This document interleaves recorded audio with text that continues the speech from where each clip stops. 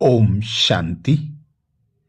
बाबा तीन शब्दों से विशेष हम बच्चों को इशारे देता है। इफेक्ट, डिफेक्ट और परफेक्ट।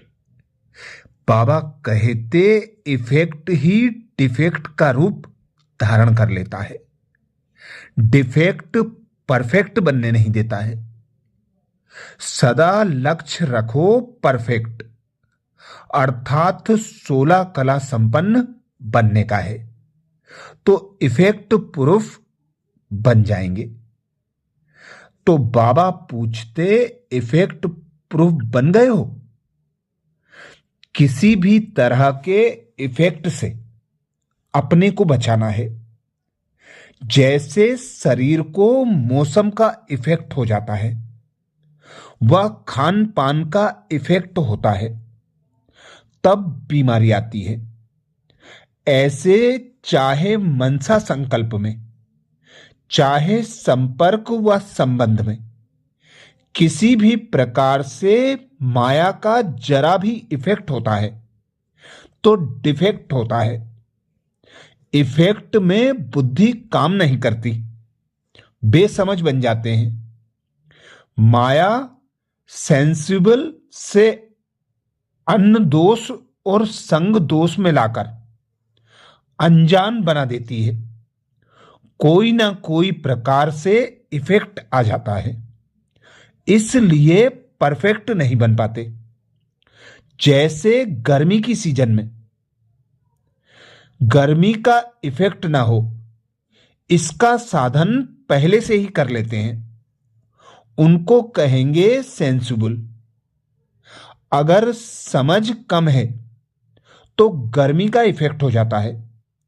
ऐसे ही यहां समझदार जो होते हैं, वे पहले से ही मनसा के इफेक्ट से, वाचा के इफेक्ट से, कर्मणा के इफेक्ट से दूर रहने की अनेक प्रकार की बाबा की बताई हुई युक्तियों को पहले से ही अटेंशन में रखते हैं।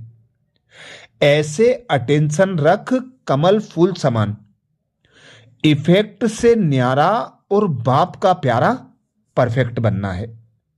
जैसे अपने शरीर की संभाल रखना जरूरी है, वैसे आत्मा के प्रति भी पूरी समझ रख चलना चाहिए, तब ही जल्दी इफेक्ट से परफेक्ट बन जाएंगे। जानते हुए भी संग में आकर वातावरण व समस्या के कारण, संस्कारों के कारण संपर्क में आते ही इफेक्ट में आ जाते हो, क्योंकि शक्ति कम है। सदैव अपने को चेक करना चाहिए कि मुख्य किस बात में इफेक्ट होता है, उससे अपना बचाव रखना है, तब ही सहज परफेक्ट बनेंगे। जैसे सामना करने वाले दुश्मन पहले कमजोर करने की कोशिश करते हैं, फिर वार करते हैं और विजयी बनते हैं, ऐसे ही माया दुश्मन पहले सेंस को कमजोर करती है, फिर इफेक्ट हो जाता है।